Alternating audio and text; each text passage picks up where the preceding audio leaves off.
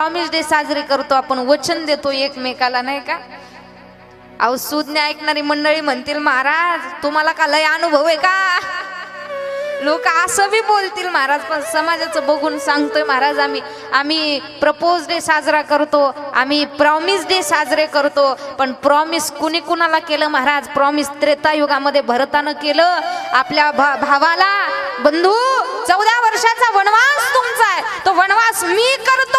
परंतु प्रभू श्री रामचंद्रांनी सांगितलं, भरता अरे तो वनवास तुझ्या वाट्याचा नाही, माझ्या वाट्याचा आहे.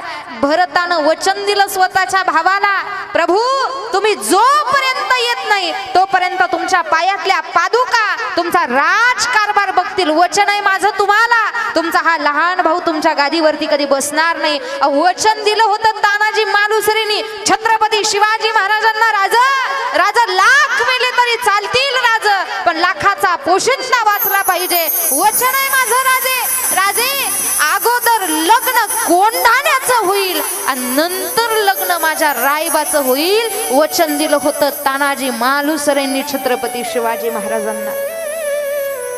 आम्ही सुद्धा प्रॉमिस डे साजरा करावा, पण वचन हे स्वतःला द्यावं महाराज. आमच्या आयुष्याचं कल्याण आम्ही करू, सद्विचार अंतःकरणामध्ये धारण करू.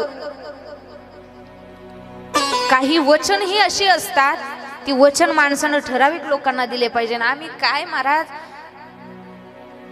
थोड्या दिवसाच्या प्रेमासाठी आम्ही आमचा इमान सुद्धा गहाण ठेवतो.